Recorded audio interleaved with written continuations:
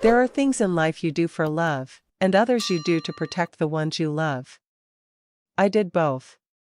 And to this day, 60 years later, I still wake up in the middle of the night wondering if I did the right thing. My name is Dorothy Mae Sullivan. I'm 81 years old, and this is the story I've never told anyone, not even my own children. This wedding ring here, sitting in this old tin box, it holds the weight of a decision that no mother should ever have to make. But I made it.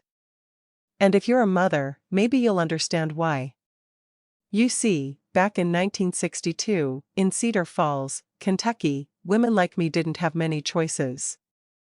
We were expected to endure, to stay quiet, to keep our families together no matter what the cost. We were told that marriage was sacred, that we should stand by our husbands through thick and thin. But sometimes love demands something terrible. Sometimes protecting your babies means crossing a line you never thought you'd cross. And what I did that night, Lord forgive me, it was terrible. It went against everything I was raised to believe, everything the church taught me, everything society expected of me. But I'd do it again. Because when you're a mother, there's no line you won't cross to keep your children safe. No line at all. Let me take you back to where it all began. Cedar Falls, Kentucky, 1962. It was a small mining town where everybody knew everybody, where the church bells rang every Sunday morning and the whistle from the coal mine marked the rhythm of our days. I was 21 years old then, just a young woman with dreams that seemed as big as the Kentucky sky. I had married Frank Sullivan when I was barely 19, and by 21, I already had 3 beautiful children. There was Michael, my oldest at 4, with his father's dark hair and my stubborn streak. Then came little Sarah, barely 3, with pigtails that bounced when she laughed, and baby Tommy, who was just learning to walk on those chubby little legs. Frank worked down in the mines, just like his father before him and his father before that. It was honest work, hard work, the kind that put food on the table and a roof over our heads. We lived in a small white house on Maple Street, with a front porch where I'd sit and shell peas while watching the children play in the yard. Those were simple times, or at least they seemed simple from the outside. Frank would leave for work before dawn, his lunch pail in one hand and his thermos of coffee in the other. He'd kiss me goodbye, ruffle the children's hair, and walk down that gravel road with the other men heading to the mine. In those early days, he was a good man, a good father. He'd come home tired but happy, swinging Tommy up in the air while Sarah ran to hug his legs and Michael showed him the rocks he'd collected that day. We'd sit together on the porch after dinner, Frank smoking his pipe while I mended clothes and the children caught fireflies in mason jars. Sunday mornings found us all dressed in our best clothes, walking hand in hand to the little Baptist church at the end of Main Street. Frank sang hymns in his deep baritone voice, and I felt so proud to be his wife, so blessed to have our little family. The other wives would compliment me on how well-behaved my children were, how handsome my husband looked in his Sunday suit. I thought we had everything we needed. Love, faith, a home, healthy children. What more could a woman ask for? But coal mining is a hard life, and it changes a man in ways you don't see coming. The work was dangerous, backbreaking, and the pay was never quite enough. Frank started coming home later, stopping at Murphy's Tavern with the other miners to wash the coal dust from their throats with whiskey. At first, it was just on Fridays, then Saturdays too. Soon it was every night, and my sweet, gentle husband began to change. The man who used to sing lullabies to our babies started raising his voice over the smallest things. The hands that once held me tenderly began to clench into fists when he was angry. And Frank was angry more and more often. Angry at the mine bosses, angry at the bills piling up on our kitchen table, angry at a world that seemed to be passing him by while he worked himself to death underground. I told myself it was just the stress, just the whiskey talking. I made excuses for him to the neighbors, to my mother, to myself. This was just a rough patch, I thought. All marriages have rough patches. Frank was a good man underneath it all. he just needed time, needed patience, needed understanding. I became an expert at reading his moods, at keeping the children quiet when he came home with that dark look in his eyes, at smoothing things over with gentle words and careful steps. I thought if I could just be a better wife, if I could just manage everything perfectly, things would go back to how they used to be. But things didn't go back to how they used to be. They got worse. Much worse. The drinking became heavier, and with it came a darkness in Frank that I'd never seen before. It started small, the way these things always do. A harsh word here, a shove there, always followed by apologies and promises that it would never happen again. Frank would wake up the next morning, shame written all over his face, bringing me wildflowers from the field behind our house and kissing my forehead like he used to when we were courting. "I'm sorry, Dorothy," he'd whisper, his voice thick with regret. "I don't know what gets into me. You know I love you, don't you? You and the children mean everything to me." And I wanted to believe him. Lord, how I wanted to believe him. Because admitting the truth would mean admitting that the man I married, the father of my children, was becoming someone I didn't recognize. Someone I was starting to fear. The children began to change too. Michael, my brave little boy, started stuttering when his father was around. Sarah stopped laughing as much, and she'd hide behind my skirt whenever Frank's voice got too loud. Baby Tommy would cry inconsolably whenever he heard his father's footsteps on the porch, as if even at his young age, he could sense the tension that filled our home like smoke. I found myself making excuses constantly. When my mother noticed the bruise on my arm, I told her I'd bumped into the kitchen door. When the preacher's wife asked why the children seemed so quiet at church, I said they were just tired from playing too hard. When Mrs. Henderson next door gave me concerned looks over the fence, I'd smile and wave like everything was perfectly normal. Because in 1962, in a small town like Cedar Falls, a woman's problems were her own to solve. There were no shelters for battered wives, no hotlines to call, no social workers to intervene. A woman's place was with her husband, for better or worse, and admitting that your marriage was falling apart was admitting failure as a wife, as a woman, as a person. The church taught us that marriage was sacred, that a good Christian woman could change her husband through love and prayer and patience. So I prayed. God, how I prayed. I prayed for Frank to find his way back to the man he used to be. I prayed for strength to endure whatever trials the Lord had set before me. I prayed for my children to somehow not be damaged by the fear that was becoming our daily bread. But my prayers seemed to bounce off the ceiling and fall back down around me like autumn leaves. Frank's anger grew like a cancer, spreading from the mind to our home, from his frustrations to his fists. The worst part wasn't even the physical pain, though there was plenty of that. The worst part was watching my children learn to tiptoe around their own father, watching them flinch when he moved too quickly, watching the light in their eyes dim a little more each day. I realized I wasn't just failing as a wife, I was failing as a mother. Because a mother's first job, her most sacred duty, is to protect her children. And I was failing at that every single day. The question that kept me awake at night wasn't whether Frank would hurt me again, it was whether he would hurt them. And deep down, in that place where we keep the truths we're afraid to face, I already knew the answer. The night that changed everything was a Tuesday in October 1962. I remember because it was the night before Michael's 5th birthday, and I had spent the afternoon baking his favorite chocolate cake, hiding it in the pantry where he wouldn't find it. The leaves were turning golden outside our kitchen window, and there was that crisp smell of autumn in the air that usually made me feel hopeful. Frank had been having a particularly bad week at the mines. There'd been an accident with one of the machines, and production was behind, which meant smaller paychecks for everyone. I could see the worry etched deep in the lines around his eyes, the way his jaw clenched when he thought no one was looking. I tried to make everything perfect that evening. I cooked his favorite dinner, pot roast with all the fixings, and made sure the children were clean and quiet when he walked through that front door. But I could tell from the heavy way his boots hit the porch steps that it was going to be one of those nights. Frank stumbled in around 8 o'clock, reeking of whiskey and cigarette smoke, his work clothes still dirty from the mine. His eyes had that glassy, unfocused look that I'd learned to dread. "Where's my dinner?" he demanded, even though I'd kept his plate warm in the oven for over 2 hours. "Right here, honey," I said, keeping my voice soft and steady. "Let me just heat it up for you."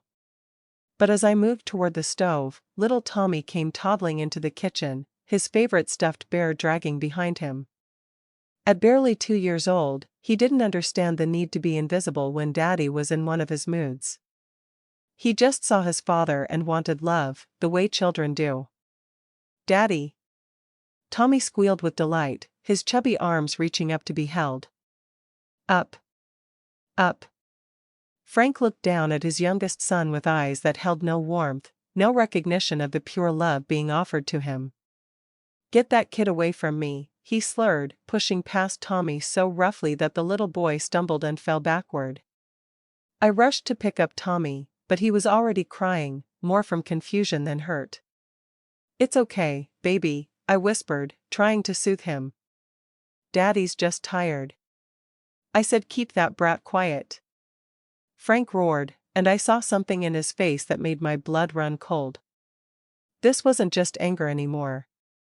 This was rage, pure and simple, looking for a target.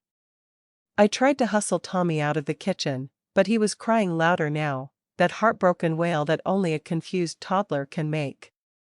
And that sound, that innocent sound of a child in distress, seemed to snap something in Frank's mind.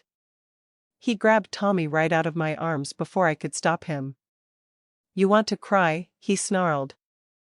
"I'll give you something to cry about. What happened next will haunt me until my dying day." Frank shook that little boy so hard I could hear Tommy's teeth chatter. Then he threw him, actually threw my baby, against the kitchen wall like he was nothing more than a rag doll. The sound Tommy's small body made when it hit that wall, the silence that followed, the way he just crumpled to the floor and didn't move, didn't cry, didn't make any sound at all. Time stopped. Everything stopped.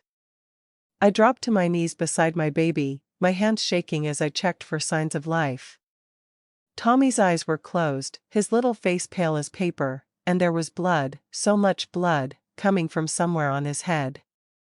"Tommy?" I whispered. "Tommy, baby, can you hear Mama?" Behind me, I could hear Frank stumbling around, muttering something about kids needing to learn respect, but his voice sounded like it was coming from underwater. All I could focus on was my baby, my precious little boy, lying so still on our kitchen floor.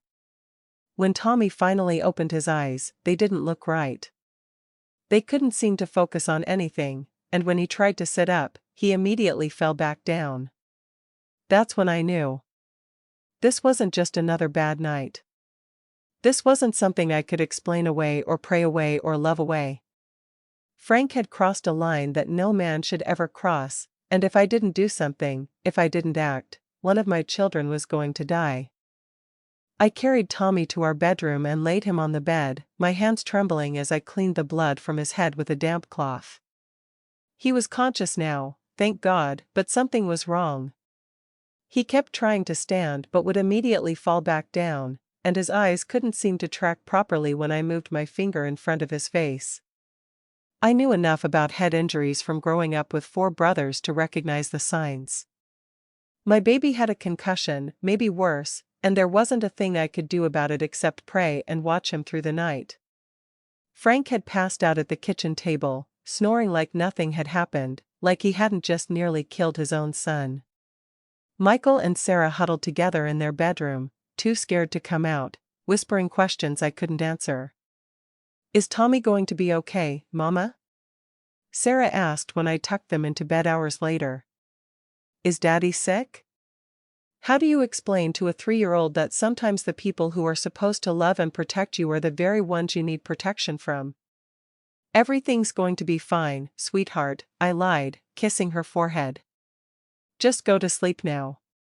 But nothing was fine, and as I sat by Tommy's bedside that whole night, watching his shallow breathing, checking every few minutes to make sure he was still with me, I knew that something had to change.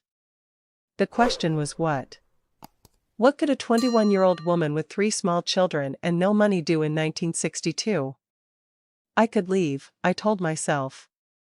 Pack up the children in the middle of the night and go to my mother's house. But Mama had made it clear years ago that she thought I'd made my bed and needed to lie in it. Marriage is work, Dorothy, she'd said the one time I'd hinted that things weren't perfect. Your generation wants everything handed to you on a silver platter.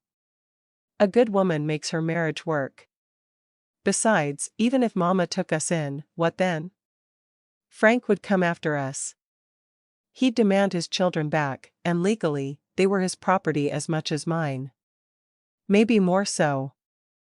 A woman couldn't just take a man's children and disappear. The law was on his side, not mine. I could go to the police, report what Frank had done to Tommy. But what would I tell them? That my husband had been drinking and accidentally pushed our son too hard? That's what Frank would say, and who would believe otherwise? There were no witnesses except Michael and Sarah, and they were too young to testify. Besides, Sheriff McKinnon was Frank's drinking buddy. They'd served in Korea together before Frank got hurt and came home to work the mines.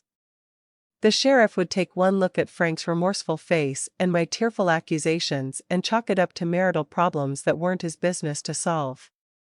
I could talk to Pastor Williams at the church. Surely a man of God would help a woman protect her children. But I already knew what he'd say because I'd heard him say it from the pulpit dozens of times. Wives, submit to your husbands. Turn the other cheek. Pray for those who persecute you. The church's answer to everything was prayer and patience and forgiveness. They'd tell me to be a better wife, to love Frank back to the man he used to be, to trust in God's plan even if I couldn't understand it. I could get a job, try to support the children on my own. But what kind of job could an uneducated woman get in Cedar Falls? Waitressing at the diner for tips that wouldn't pay the rent? Cleaning houses for the wealthy families on the hill for a few dollars a week? And who would watch the children while I worked? How could I protect them if I wasn't even there? Every option I considered led to the same dead end. Frank held all the cards, all the power, all the legal rights. He could hurt us and there was nothing, absolutely nothing, that the law or society or even the church would do to stop him. Worse than that, they'd all find ways to make it my fault. I wasn't submissive enough, wasn't loving enough, wasn't patient enough. A good wife would have prevented this somehow. A good mother would have protected her children better. As the night wore on and Tommy's breathing stayed steady but labored, as Frank snored drunkenly in the kitchen, as Michael and Sarah slept fitfully in their beds, I realized something that chilled me to the bone. This wasn't going to be the last time. Frank's violence was escalating, and there would be a next time, and a time after that, until one day one of my children didn't wake up at all. The thought of losing them, of failing in my most basic duty as their mother, filled me with a rage I'd never felt before. It was clean and sharp and purposeful, this rage. It cut through all my fear and uncertainty and social conditioning and left me with one crystal clear truth. I would do anything, anything at all, to protect my children. Anything. The word echoed in my mind as the first pale light of dawn crept through the bedroom window. Anything. Even if it meant going against everything I'd been taught about right and wrong. Even if it meant damning my own soul. Even if it meant becoming someone I'd never imagined I could be. Because being a good Christian woman hadn't protected my babies. Being a dutiful wife hadn't saved them. Following all the rules and keeping all the commandments hadn't prevented Tommy from being thrown against that wall like a broken toy. Sometimes, I realized, being good isn't enough. Sometimes love demands something darker. Something terrible. Something that would haunt me for the rest of my life but would let me sleep at night knowing my children were safe. By the time the sun was fully up, I had made my decision. Not the whole plan, not yet, but the decision that would set everything else in motion. I was going to act. For the first time in 3 years of marriage, I wasn't going to wait and hope and pray for things to get better. I wasn't going to make excuses or try to love Frank back to the man he used to be. I was going to take control of this situation before he killed one of my babies. Tommy was awake by then, sitting up slowly and asking for water in a voice that sounded too small and fragile. The relief of hearing him speak nearly brought me to my knees, but I could see he still wasn't right.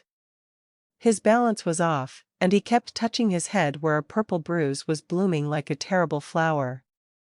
When Frank stumbled out of the kitchen around noon, hungover and reeking of stale whiskey, he took one look at Tommy and had the audacity to act surprised. "What happened to him?" he asked, like he genuinely didn't remember nearly killing his own son just hours before. "You hurt him, Frank," I said quietly, but something in my voice must have been different because he looked at me sharply. "I hurt him? Dorothy, I would never hurt my children. You know that."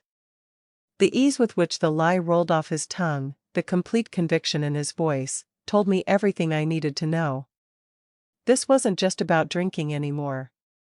Frank had crossed over into something darker, something that allowed him to rewrite reality to suit his needs. A man who could throw a toddler against a wall and then forget about it entirely was a man who was capable of anything. "I know what I saw, Frank," I said, still keeping my voice level. "And so do the children." His face darkened at that, and for a moment I thought he might hit me right there in broad daylight with Tommy watching. Instead, he grabbed his coat and headed for the door. "I'm going to Murphy's," he said. "And when I get back, I don't want to hear any more of this nonsense." The moment the door slammed behind him, I sprang into action. I couldn't take the children and run, that much was clear. But there were other ways to solve this problem, ways that a desperate woman with nothing left to lose might consider. Ways that would have horrified the Dorothy May I'd been just 24 hours ago. I started by taking Tommy to see Dr. Patterson, the only doctor in Cedar Falls. I told him Tommy had fallen down the stairs, and he examined my baby with gentle hands and kind eyes. "He has a concussion," he confirmed what I already knew. "A pretty severe one. You'll need to watch him closely for the next few days. Wake him every few hours, make sure he's responsive. If he starts vomiting or seems confused, bring him back immediately." "Doctor," I said carefully, "what would cause an injury like this?" He looked at me for a long moment, and I could see him weighing his words. "A fall downstairs could do it," he said finally. "But Dorothy, this kind of injury, the pattern of the bruising, it's more consistent with trauma from impact against a flat surface." He knew. Somehow, he knew. And in his eyes, I saw something I hadn't expected. Not judgment, but understanding. "If you ever need help, Dorothy," he said quietly, "or if the children ever need somewhere safe to go, my wife and we have a big house. We'd find room." I thanked him and left, but his words stayed with me. There were people who would help, but only if I was brave enough to ask. Only if I was willing to admit that I couldn't handle this alone. But asking for help meant admitting defeat, and more than that, it meant putting other people at risk. Frank's anger wasn't something that would just disappear if we hid from it. It would follow us, find us, hurt anyone who tried to stand in its way. That afternoon, while Frank was drinking away his guilt at Murphy's Tavern, I did something I'd never done before. I went to the Cedar Falls Library and asked Mrs. Hutchinson, the librarian, if she had any books about the law. "The law, dear?" she asked, peering at me over her spectacles. "Is everything all right?" "I'm just curious about women's rights," I said, which wasn't entirely a lie. What options a woman has if she finds herself in a difficult situation. Mrs. Hutchinson's expression softened, and she led me to a small section in the back of the library. "These are all we have," she said, pulling out 3 thin volumes. "I'm afraid the law isn't very kind to women in difficult situations, Dorothy. But knowledge is power, as they say." I spent 2 hours reading those books, and what I learned confirmed my worst fears. A woman had virtually no legal recourse against an abusive husband. Divorce was nearly impossible to obtain and would leave me with nothing. The children would likely stay with Frank, since he was their legal guardian and the breadwinner. Even if I could prove abuse, which would be my word against his, the courts would probably recommend counseling or separation, not protection. The law wasn't going to save my children. The church wasn't going to save them. Society wasn't going to save them. If they were going to be safe, it would be because I made them safe. By whatever means necessary. As I walked home from the library that evening, my mind was clearer than it had been in months. I knew what I had to do. It would require careful planning, perfect timing, and a kind of courage I wasn't sure I possessed. It would mean becoming someone I'd never imagined I could be, crossing lines I'd never thought I'd cross. But as I looked at my children that night, as I saw the fear still lingering in Michael's eyes and the way Sarah flinched when she heard footsteps on the porch, I knew I didn't have a choice. Frank Sullivan was a threat to my children, and threats had to be eliminated. One way or another. The decision was made. Now all I had to do was find the strength to follow through. The next few weeks passed like a strange, suspended dream where I moved through my daily routines while my mind worked on a completely different level. To anyone watching, I was the same Dorothy Mae Sullivan I'd always been. I cooked Frank's meals, washed his clothes, kept the house clean, and tended to the children. But inside, I was changing, transforming into someone I barely recognized. Someone capable of things that would have horrified the woman I'd been just a month before. The first thing I did was start paying attention to Frank's patterns in a way I never had before. When did he drink the most? What triggered his worst episodes? How deeply did he sleep when he'd had too much whiskey? I began to study my own husband like he was a problem to be solved, which in many ways, he was. Frank was predictable in his unpredictability. He'd come home from the mines tired and irritable, but if he went straight to Murphy's Tavern after work, he'd return home around 10 o'clock, drunk but manageable. If he came home first and then went out drinking, he'd stumble back after midnight in a rage, looking for someone to blame for all his disappointments. Those were the nights when the children and I would lie in our beds, holding our breath and praying he'd pass out before he remembered he was angry about something. I started keeping a mental calendar of these patterns, noting which nights were safe and which ones we needed to be invisible. I also began to prepare the children, though they didn't know that's what I was doing. I taught them a new game called Quiet Time, where we would all practice being as silent as possible for as long as we could. It's like hide and seek, I told them, but instead of hiding our bodies, we're hiding our voices.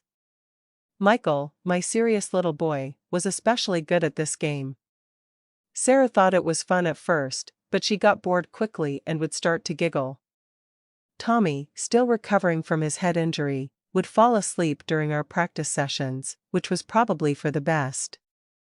I also started teaching them about our neighbors in ways I never had before. You remember Mrs. Henderson next door? I'd say while we were hanging laundry. She's always home during the day, and she loves children. If Mama ever can't take care of you for a little while, Mrs. Henderson would be happy to help. Or while we walked to the market, I'd point out Dr. Patterson's house. The doctor lives right there, and his wife Mrs. Patterson makes the best cookies in town. They would take very good care of anyone who needed help. The children listened to these conversations with the trusting attention they gave to all my words, not understanding I was building them a map of safe places in case something happened to me. During this time, I also began to change my relationship with God. I'd been raised to believe that everything happened for a reason, that God had a plan even when we couldn't understand it, that suffering was sometimes necessary for spiritual growth.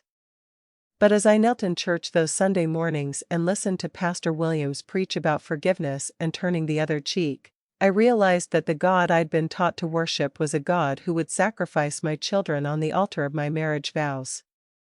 That wasn't a God I could serve anymore. Instead, I began to pray to a different God, a mother's God, a God who understood that sometimes love required terrible choices. Lord, I would whisper into my pillow at night, I know what I'm thinking isn't right by the world's standards. But you gave me these children to protect, and I can't do that if I'm dead or if they're dead. If what I'm planning is wrong, send me a sign. Give me another way. But if you stay silent, I'll take that as permission to do what needs to be done. God stayed silent. 3 weeks after Tommy's injury, Frank had another one of his episodes. This time it was Michael who bore the brunt of his anger. My eldest son had spilled a glass of milk at dinner, just a childhood accident that shouldn't have mattered. But Frank exploded, screaming about waste and disrespect and ungrateful children. He grabbed Michael by the shirt and shook him so hard the boy's head snapped back and forth like a rag doll's. Please, Frank, I begged, he's just a little boy. It was an accident. Frank backhanded me without even looking in my direction, his attention focused entirely on Michael's terrified face. This is what happens when you don't teach children respect, he snarled. This is your fault, Dorothy. You're too soft on them. That night, after Frank had drunk himself into his usual stupor, I held Michael while he cried into my shoulder. His lip was split and already swelling, and there were finger-shaped bruises on his arms where Frank had grabbed him. I'm sorry, Mama, he kept saying. I didn't mean to spill the milk. I'll be more careful, I promise. My heart broke listening to my 4-year-old son apologize for being a child, for making the kind of innocent mistake that every child makes. This was what Frank was doing to them, teaching them that they were responsible for his violence, that they deserved to be hurt for the crime of being human. You didn't do anything wrong, sweetheart, I whispered, smoothing his dark hair. Sometimes grown-ups get sick in their hearts, and when that happens, they do things that aren't right. But it's not your fault. It's never your fault. But even as I comforted Michael, I was making calculations. Frank's violence was escalating. The time between episodes was getting shorter. The level of force he was using was increasing. It was only a matter of time before he seriously injured one of them, or worse. I couldn't wait any longer for a miracle or for Frank to change or for society to suddenly develop a conscience about protecting women and children. I had to act. The next day, I did something I'd never done before. I lied to my neighbor Mrs. Henderson and asked her to watch the children for an hour while I ran an errand in town. Instead of going to the market or the post office, I walked to the other side of Cedar Falls, to a part of town where the mining company had built housing for the unmarried workers. It was rougher there, full of men who worked dangerous jobs and lived hard lives, men who sometimes found themselves in situations where the normal rules didn't apply. I was looking for someone specific, a man Frank had mentioned in passing. Bobby Kowalski had worked with Frank in the mines until he'd been fired for fighting with a supervisor. Frank had said Bobby was trouble, the kind of man who didn't back down from anything and didn't ask too many questions about the jobs that came his way. The kind of man who might help a desperate woman solve an impossible problem. I found Bobby sitting on the steps of a rundown boarding house, drinking beer from a bottle and smoking a cigarette. He was younger than Frank, maybe 25, with scarred hands and the kind of hard eyes that said he'd seen enough of the world to know it wasn't a kind place. "You're Frank Sullivan's wife," he said when I approached. It wasn't a question. "I am," I replied, surprised by how steady my voice sounded. "I need to talk to you about something. Something private." Bobby studied me for a long moment, taking in my church dress and carefully pinned hair, the way I held myself like a lady even in this rough part of town. "What kind of something?" "The kind that might be worth your while," I said, using words I'd rehearsed in my head 100 times. "If you're the kind of man who's willing to help someone in trouble." We talked for 20 minutes, dancing around the subject without ever saying anything directly. Bobby was smart enough to understand what I was hinting at, and practical enough to know that desperate people sometimes paid well for solutions to their problems.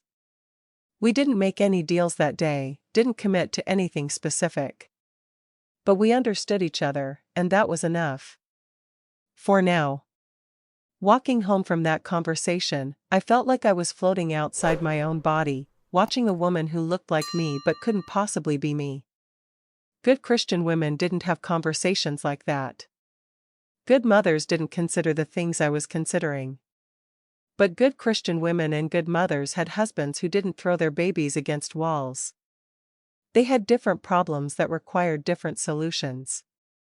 That night, as I tucked my children into bed and kissed their sweet faces, I made my peace with what I was becoming. If protecting them meant damning my soul, then so be it. If keeping them safe meant crossing lines that could never be uncrossed, then I would cross them gladly. Because at the end of the day, their lives mattered more than my conscience. Their safety mattered more than my salvation. And if that made me terrible, then I would be terrible with pride. The moment I'd been preparing for came on a cold November night, 3 weeks after my conversation with Bobby Kowalski. I'd been waiting, watching, planning, but I hadn't made any final arrangements yet. I kept telling myself I was just preparing for possibilities, just thinking through options in case things got worse. But deep down, I knew I was lying to myself. I was waiting for the right moment, the moment when Frank would cross the final line that would make my decision inevitable. That night started like so many others. Frank came home from the mines in a foul mood, muttering about layoffs and reduced hours, about how the company was bleeding them dry while the bosses got rich off their sweat. He barely acknowledged the children during dinner, just sat there drinking straight whiskey from a bottle he'd brought home, his eyes getting glassier and more dangerous with each sip. I tried to keep everything calm, speaking in soft tones, keeping the children quiet, clearing the table quickly so Frank wouldn't have anything to complain about. But I could feel the tension building like pressure in a kettle, ready to explode. Around 9 o'clock, Frank announced he was going to Murphy's Tavern, and part of me hoped he'd drink himself into unconsciousness there and we'd have a peaceful night. But he was back by 10:30, drunker than I'd ever seen him, stumbling through the front door with murder in his eyes. "Where are they?" he slurred, and I knew immediately what he meant. Earlier that week, some money had gone missing from the coffee can where Frank kept his drinking money. I'd suspected he'd just forgotten spending it, but now I could see he'd convinced himself that one of the children had taken it. "Frank, the children are asleep," I said, trying to keep my voice calm. "And they didn't take any money. You know they wouldn't do that." "Don't lie to me," he roared, lurching toward the children's bedroom. "I'm gonna teach those little thieves a lesson they won't forget." I stepped in front of him, something I'd never dared to do before. "Frank, please. They're babies. They don't even know what money is for." He looked at me like I was an insect that had dared to crawl across his path. "Get out of my way, Dorothy. This is between me and them." "No," I said, and the word hung in the air between us like a gunshot. "I won't let you hurt them anymore." Frank's face went through a series of expressions, from surprise to rage to something that looked almost like amusement. "You won't let me?" He grabbed me by the throat and slammed me against the wall so hard my teeth rattled. "You seem to forget who's the man in this house." I could hear the children crying in their bedroom, could hear Michael trying to shush his younger siblings, trying to protect them the way I should have been protecting them. The sound of their fear gave me strength I didn't know I had. "Let go of me, Frank," I gasped, clawing at his hands around my throat. "You're drunk. Go to bed and sleep it off." Instead, he tightened his grip. "I'm gonna deal with those thieving kids, and then I'm gonna deal with you for raising them to be liars and thieves." Black spots were dancing at the edges of my vision, and I realized with crystal clarity that Frank was going to kill me. Right here, right now, with my children listening from the next room. And then he was going to hurt them in ways I couldn't even imagine, and there would be no one left to stop him. That's when something inside me broke, or maybe something finally snapped into place. This was the moment I'd been preparing for without knowing it. This was why God had stayed silent when I prayed for another way. Because there was no other way. There never had been. With the last of my strength, I brought my knee up hard between Frank's legs. He doubled over, gasping, his grip on my throat loosening just enough for me to break free. I ran to the kitchen, my mind perfectly clear for the first time in years. I knew exactly what I had to do. Behind me, I could hear Frank getting to his feet, cursing and stumbling. "Dorothy," he bellowed. "When I get my hands on you, you're gonna wish you'd never been born." But I wasn't thinking about what he was going to do to me anymore. I was thinking about my children, about Michael's split lip and Tommy's concussion and Sarah's nightmares. I was thinking about the conversation I'd had with Bobby Kowalski and the arrangements I could make with one phone call. I was thinking about a world where my babies could sleep peacefully without fear, where they could spill milk and laugh too loudly and just be children. And I was thinking that some prices were worth paying, even if it meant spending the rest of my life knowing what I'd done. I made the phone call that night while Frank was passed out on the kitchen floor, snoring like the drunk he'd become. My hands were shaking so badly I could barely dial the number Bobby Kowalski had given me, but my voice was steady when he answered. "It's Dorothy Sullivan," I whispered into the receiver. "We need to talk. Tonight." "I figured you'd call eventually," Bobby said, and I could hear him moving around, getting dressed probably. "Where do you want to meet?" "The old grain silo behind Miller's farm." 1 hour. I hung up before he could ask any questions, before I could change my mind, before the part of me that was still a good Christian woman could talk me out of what I was about to do. The walk to Miller's farm in the dark was the longest of my life. Every step took me further away from the woman I'd been and closer to someone I'd never imagined I could become. But with each footfall on that dirt road, I thought about Tommy's head hitting the kitchen wall, about Michael's split lip, about Sarah's frightened eyes. And I kept walking. Bobby was already there when I arrived, leaning against his truck and smoking a cigarette in the darkness. "You look like hell, Mrs. Sullivan," he said, not unkindly. "I feel like hell," I replied. "But that doesn't change what needs to be done." We talked for an hour in whispers, working out details I won't repeat here, making arrangements that would haunt my dreams for the rest of my life. Bobby asked me 3 times if I was sure, and 3 times I said yes, thinking of my children sleeping fitfully in their beds, afraid of their own father. "This isn't something you can take back," he warned me. "Once it's done, it's done. You understand that?" I understood. God help me, I understood completely. "How much?" I asked, though I knew I didn't have much to offer. "I don't want your money," Bobby said. "My old man used to beat the hell out of me and my ma until she finally took us and ran. Some things ain't about money." The plan was simple, which made it even more terrible somehow. Frank had a pattern of walking home from Murphy's Tavern along the railroad tracks when he was too drunk to navigate the main road. It was isolated there, dark, and accidents happened all the time. Men who'd had too much to drink sometimes miscalculated the timing of the late freight train, or they'd stumble and fall, hit their heads on the rails. The sheriff would investigate, of course, but everyone knew Frank Sullivan was a drunk who walked the tracks at night. It wouldn't be hard to believe he'd finally made a fatal mistake. "When?" I asked, my voice barely a whisper. "Tomorrow night," Bobby said. "Friday's his heaviest drinking night, right? He'll be walking those tracks around midnight, drunk as a skunk like always." I nodded, unable to speak around the lump in my throat. This was really happening. I was really planning my husband's death like it was a grocery list or a church social. "You go home now," Bobby said gently. "Kiss your kids, go to bed, and tomorrow night you make sure you're somewhere with witnesses. Visit your sister, go to the church social, something where people will remember seeing you." "And Mrs. Sullivan?" "Yes?"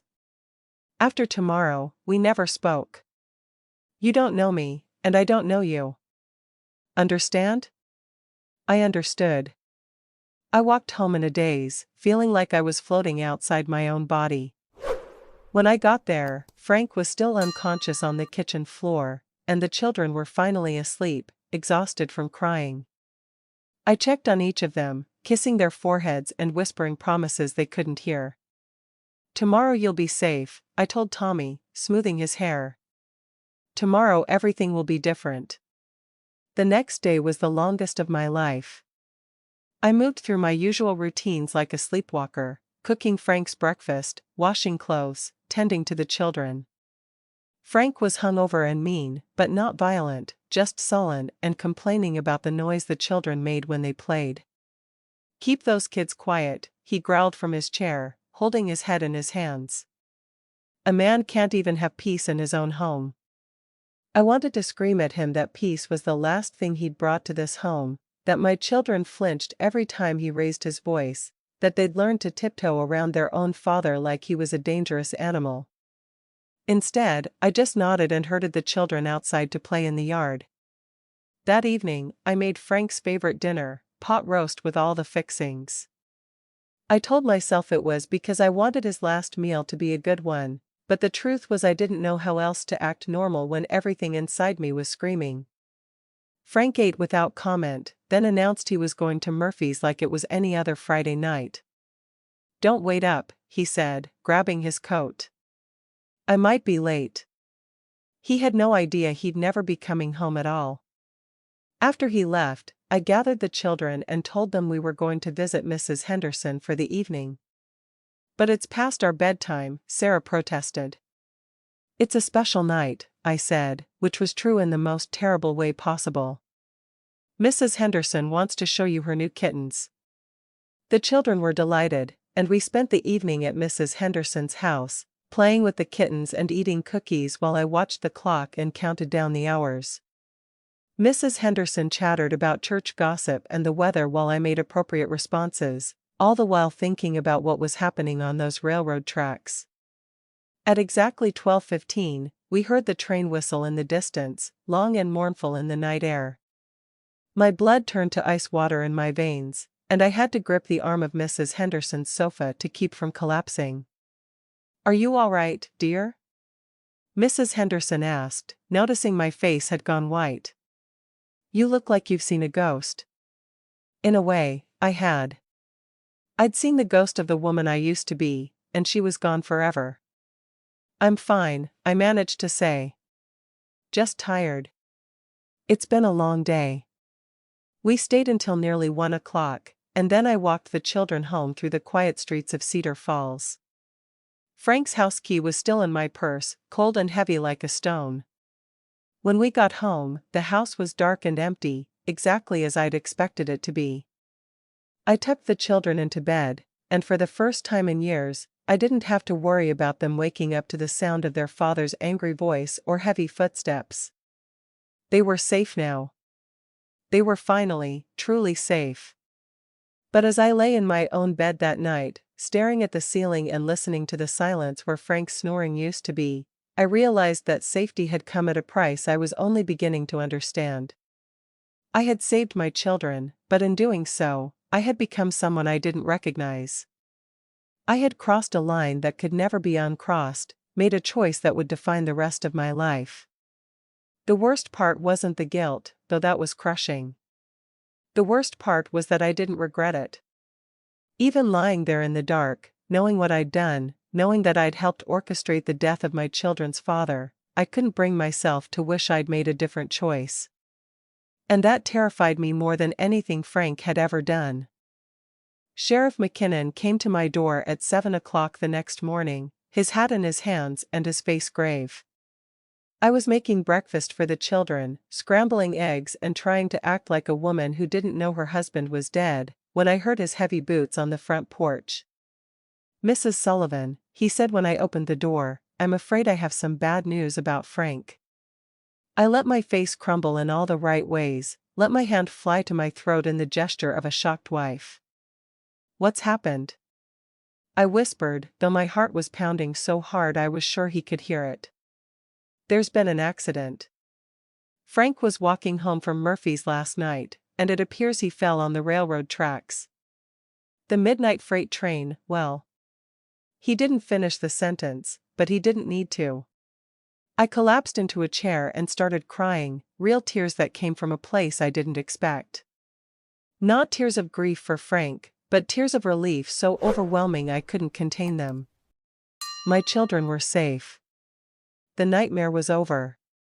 The sheriff was kind, helping me to the kitchen and getting me a glass of water while I sobbed into my hands. "I know this is a shock, Dorothy," he said gently. "Frank had his problems, but I know you loved him. If only he knew how complicated love could be, how it could twist and turn and become something unrecognizable." I had loved Frank once, the man he'd been when we first married. But that man had died long before his body hit those railroad tracks. The man who'd terrorized my children, who'd thrown Tommy against the wall and split Michael's lip, that man I didn't mourn at all. Was he drinking?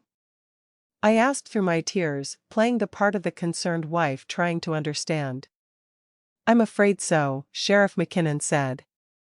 "Murphy said he'd had quite a bit before he left the tavern.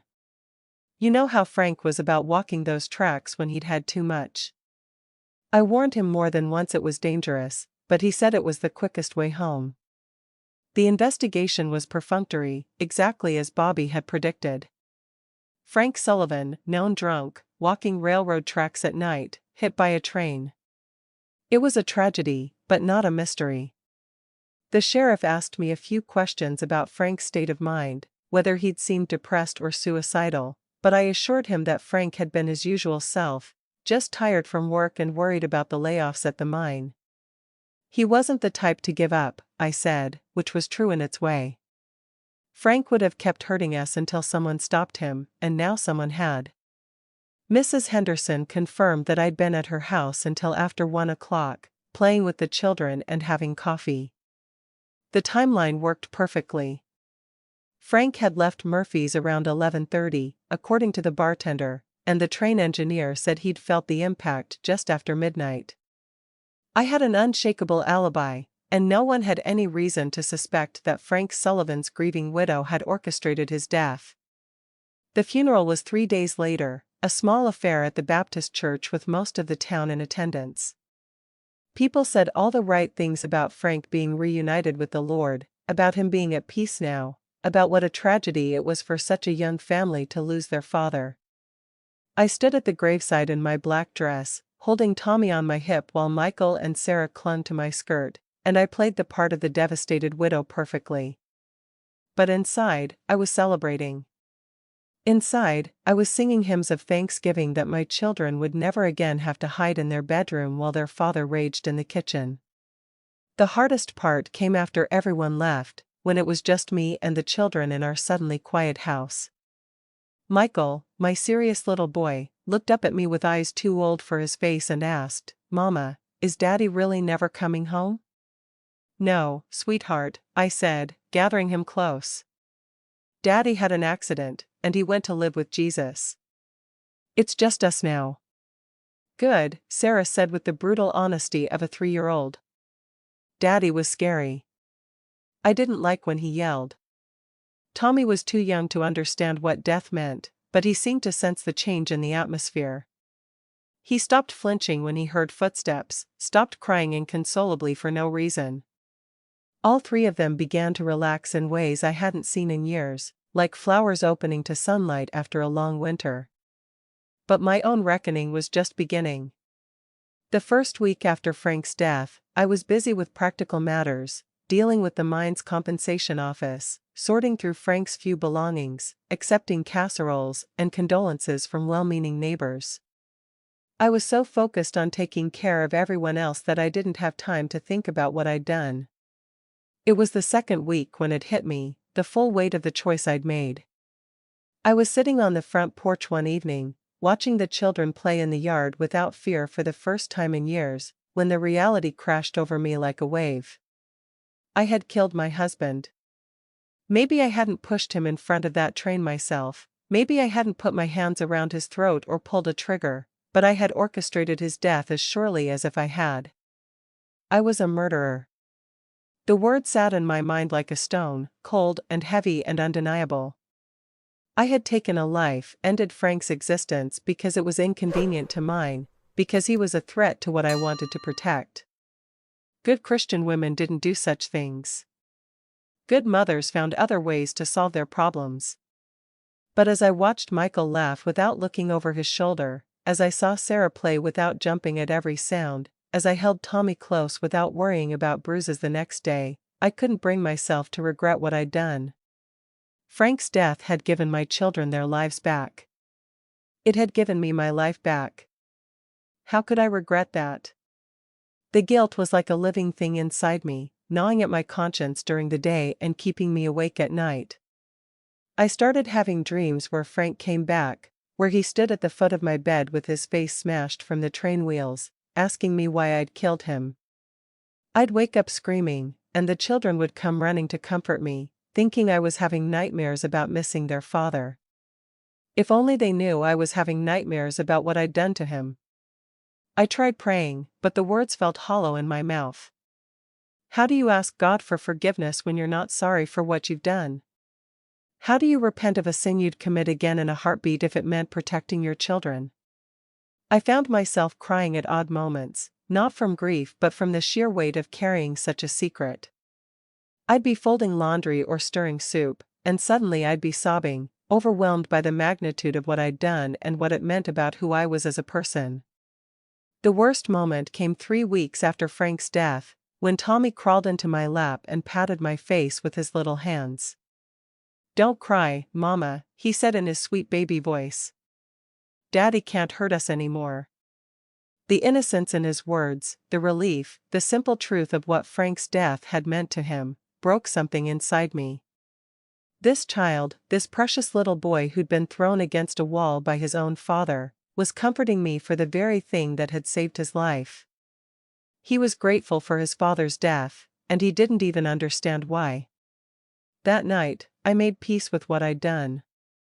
Not because it was right, not because I could justify it to God or to society or to my own conscience, but because it was necessary. Sometimes love requires terrible choices. Sometimes protecting the innocent means becoming something you never wanted to be. Sometimes being a good mother means being a bad person. I had traded my soul for my children's safety, and it was a bargain I would make again and again, world without end. But knowing I'd made the right choice didn't make it easier to live with. It just made it possible. Life after Frank's death was like learning to walk again after years of crawling. Everything was different, from the way sound carried through our house to how the children moved through their days. For the first time in years, there was no need to listen for footsteps on the porch with dread, no need to gauge moods and tiptoe around explosive anger. The silence in our home wasn't oppressive anymore, it was peaceful. But rebuilding our lives wasn't as simple as I'd imagined it would be. The mine provided a small pension for Frank's death, barely enough to cover rent and food, and I quickly realized that financial survival as a widow with 3 small children was going to be a constant struggle. I couldn't rely on the kindness of neighbors forever, and Cedar Falls wasn't a place where a woman had many options for supporting herself. I started by taking in laundry and mending for other families, work I could do at home while watching the children. My hands, which had once been soft from the luxury of being a housewife, became rough and red from lye soap and constant scrubbing. I worked from dawn until late at night, washing and pressing other people's clothes while my own children played quietly around me, still programmed to be invisible even though the threat was gone. Within a month of Frank's death, I knew I couldn't make ends meet just doing laundry. Dr. Patterson, the kind man who'd examined Tommy after his head injury, offered me work cleaning his medical office and assisting with simple tasks. It wasn't much money, but it was steady, and it meant I could bring Tommy with me during the day while Michael and Sarah were at school. Dr. Patterson never asked directly about Frank's drinking or what our home life had been like, but I could see in his eyes that he understood more than he let on. "You're a strong woman, Dorothy," he told me one afternoon as I was mopping his office floors. "Your children are lucky to have you." If he only knew just how far I'd gone to protect them, would he still think I was strong, or would he see me for what I really was? The children adapted to our new life with a resilience that both amazed and broke my heart. Michael, at barely 5 years old, appointed himself the man of the house, trying to help with chores and watching over his younger siblings with a seriousness that no child should have to carry. Sarah blossomed without her father's angry presence, her natural chattiness returning as she realized she could laugh and play without consequences. And Tommy, my baby who'd borne the worst of Frank's violence, began to sleep through the night for the first time in months. But they had questions, innocent questions that cut right through me. "Why don't we have a daddy anymore?" Sarah asked one evening as I tucked her into bed. "Everyone else at church has a daddy. How do you explain to a 3-year-old that sometimes daddies hurt their families so badly that they have to go away forever? How do you tell her that her father's death was the best thing that could have happened to her?" "Some families are different," I said, smoothing her hair. "We have each other, and that's what matters. Mama will always take care of you."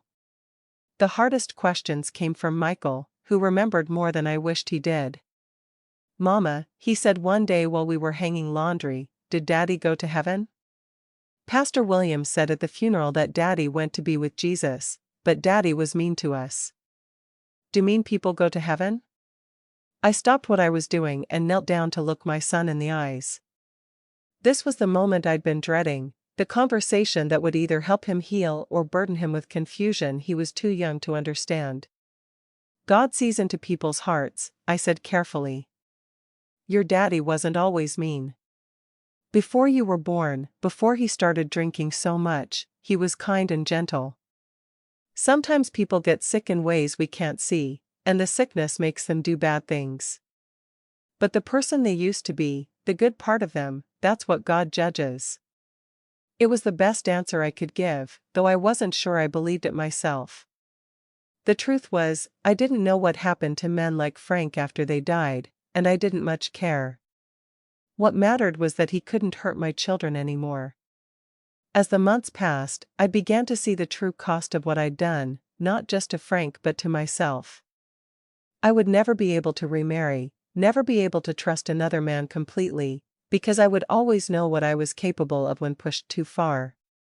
I would never be able to confess to a priest or share my burden with a friend, because some secrets are too dangerous to speak aloud.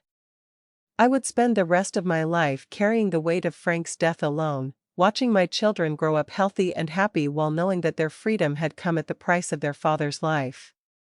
But when I watched Tommy take his first steps without fear, when I saw Michael smile without looking over his shoulder, when I heard Sarah's laughter ring through our house like music, I knew I had made the right choice. Some prices are worth paying, even if you have to pay them for the rest of your life. The years passed like pages in a book I couldn't stop reading, each one carrying me further away from that November night in 1962 but never letting me forget it entirely. I raised my children as a single mother in a time when that meant whispers behind church pews and sideways glances at the grocery store.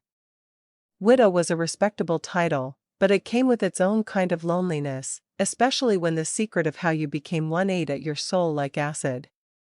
By 1965, Michael was 8 and serious beyond his years, Sarah was 6 and full of questions about everything, and Tommy was 5 with no memory of his father's violence but somehow still flinching whenever men raised their voices. I had found steadier work as a nurse's aide at the county hospital, a job that required me to tend to broken bodies while my own spirit remained fractured in ways no medicine could heal. The work was hard but honest, and it allowed me to support my children without relying on the charity of others. More importantly, it gave me purpose beyond my guilt. Every patient I comforted, every hand I held during someone's final moments, felt like a small payment toward the debt I owed for Frank's life. I never dated, never even considered remarrying, though there were men who showed interest over the years. Dr. Patterson's younger brother asked me to dinner in 1967, and the new preacher who came to our church in 1969 made it clear he'd welcome my company. But how could I let another man into my life when I knew what I was capable of? How could I trust myself not to solve problems the same way again if pushed too far? The secret I carried made me feel separate from other people, like there was an invisible wall between me and the rest of the world. I went through the motions of normal life, attending church socials and PTA meetings, chatting with neighbors over backyard fences, but I was always performing the role of Dorothy Mae Sullivan, respectable widow and devoted mother. The real me, the woman who had orchestrated her husband's death, remained hidden behind a carefully constructed facade. The children grew up healthy and strong, and that was all that mattered. Michael became the kind of young man who helped elderly neighbors with their groceries and never raised his voice in anger. Sarah developed into a bright, confident girl who wasn't afraid to speak her mind or take up space in the world. Tommy grew tall and gentle, with a natural kindness that seemed to come from having been protected from the worst of human nature when it mattered most. They never asked detailed questions about their father as they got older, seeming to understand instinctively that some subjects were better left alone. I think they sensed that Frank's death had saved them, even if they couldn't articulate how or why. By the time they were teenagers, Frank was just a vague memory of fear and loud voices, a shadow from their early childhood that had no power over their present lives. But there were moments when the weight of my secret felt unbearable. Late at night, after the children were asleep, I would sit on the front porch where I'd once waited for Frank to come home drunk and angry, and I would remember every detail of that conversation with Bobby Kowalski. I would think about the sound the train whistle made that night at Mrs. Henderson's house, and wonder if Frank had time to understand what was happening to him in those final seconds. Did he think of his children? Did he remember throwing Tommy against the wall? Did he feel any regret for what he'd put us through? Sometimes I would catch myself looking for Bobby Kowalski in town, wondering if he'd kept his promise to forget we'd ever met. I never saw him again after that night, and eventually I heard he'd moved away, probably to some other town where he could start fresh without carrying the weight of other people's desperate choices. The closest I ever came to confessing was in 1978, when Tommy was 21 and getting ready to marry a sweet girl named Linda. I was helping him move his things out of our house, and he stopped to look at the old wedding photo of Frank and me that I'd kept on the mantel all those years. "Mama," he said quietly, "I know Daddy wasn't a good man. I don't remember much, but I remember being afraid all the time when I was little. I just want you to know that I'm grateful you kept us safe, whatever that meant." He didn't ask questions, didn't press for details, but something in his eyes told me he understood more than he let on. In that moment, I realized that my children had grown up knowing they'd been protected, even if they didn't know the cost of that protection. And maybe that was enough. Maybe some secrets were meant to be carried alone, buried so deep that even the people you'd die for never had to know what you'd done to save them. The silence I'd chosen wasn't just about protecting myself, it was about protecting them from the knowledge of what their mother was capable of. Some burdens are too heavy to share, even with the people you love most. It wasn't until I was 73 years old that I began to understand that maybe, just maybe, I wasn't the monster I'd believed myself to be for over 40 years. The moment of grace came in the most unexpected way, through a young woman named Jennifer who was brought to the emergency room where I'd been volunteering since my retirement from the hospital. She was 22, barely older than I'd been when I made my terrible choice, and she came in with injuries that told a story I knew all too well. A broken wrist that she claimed came from falling downstairs. Bruises on her ribs that she said were from a car accident. But it was the look in her eyes that I recognized, that desperate, trapped look of a woman who was running out of options and running out of hope. More heartbreaking still was the little girl clinging to her leg, maybe 3 years old, with the same fearful way of watching adults that my own children had once had. When the doctor stepped out to get her x-rays, Jennifer grabbed my hand with her good one. "Please," she whispered, "don't call the police. If they come, if they ask questions, he'll know I talked. He'll kill me. He said he'd kill me if I ever told anyone." I looked into those young eyes and saw myself at 21, pregnant with possibility and trapped in a nightmare.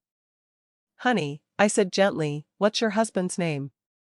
"Brad," she whispered. "Brad Morrison." He works at the new plant outside town. Everyone thinks he's such a good man, such a good provider. They don't know what he's like when he drinks, what he does when nobody's watching. I held her hand and thought about all the ways the world had changed since 1962, and all the ways it had stayed exactly the same. There were shelters now, hotlines, laws that were supposed to protect women like Jennifer. But here she was, just as trapped and terrified as I'd been, just as convinced that there was no way out that wouldn't cost her everything. "Listen to me," I said, my voice steady with 40 years of hard-won wisdom. "There are people who can help you now. Safe places you can go with your daughter. Legal ways to protect yourself that didn't exist when I was your age." "But he'll find me," she said, tears streaming down her face. "He says he'll take Emma away from me, that no judge will give a child to a woman who can't even keep house properly. He says it's all my fault, that I make him angry, that if I was a better wife." "Stop," I said firmly. "Stop right there. Nothing you do or don't do makes you deserve to be hurt. Nothing your baby does makes her deserve to live in fear. You are not responsible for his violence, do you hear me?" Over the next hour, while the doctors tended to her injuries, I gave Jennifer information I'd spent decades learning. Phone numbers for domestic violence shelters, names of lawyers who worked pro bono for abused women, resources that might help her escape without having to make the kind of choice I'd made. When she left that night, she hugged me tight and whispered, "Thank you for believing me. Thank you for not telling me to pray harder or try to love him back to being good." After she was gone, I sat in that hospital corridor and cried for the first time in years. Not tears of guilt or shame, but tears of understanding. I realized that in all my years of carrying the weight of Frank's death, I'd never allowed myself to see the truth of what I'd been facing. I'd been so focused on the terrible thing I'd done that I'd forgotten the impossible situation that had driven me to it. Jennifer had options I'd never had, resources that didn't exist in 1962, laws that might actually protect her. But even with all those advantages, she was still trapped, still terrified, still convinced that there was no way out. How much more trapped had I been, with 3 small children and no money and no legal recourse and a society that told women to endure whatever their husbands did to them? For the first time in 40 years, I allowed myself to feel something other than guilt about that November night. Not pride, never that, but a kind of sad understanding that I'd done the only thing I could think of to protect my children. I'd made a terrible choice because I'd been given only terrible options. That didn't make it right, but maybe it made it human. Over the following months, Jennifer became like a daughter to me. I helped her navigate the legal system, held her hand through court dates, watched Emma while she testified against Brad. When the judge granted her full custody and a restraining order, when she moved into her own apartment with help from the domestic violence program, I felt something I hadn't experienced in decades, the sense that some good had come from my pain. I couldn't bring Frank back, couldn't undo what I'd done or take back the choice I'd made. But maybe I could use the wisdom I'd gained from carrying that burden to help other women find better solutions. Maybe my terrible secret could serve a purpose beyond just eating away at my soul. It wasn't redemption, not complete redemption. But it was a beginning. And so here I am, 81 years old, sitting on the same front porch where I once waited in terror for Frank to come home drunk and violent. The house is different now, painted a cheerful yellow instead of the drab white it used to be, with flower boxes that Michael built for me last spring. The neighborhood has changed too, filled with young families whose children play in yards without fear, whose fathers come home from work with smiles instead of fists. But the memories remain, as clear and sharp as the day they were made. I still have Frank's wedding ring in that old tin box, though I'm not sure why I've kept it all these years.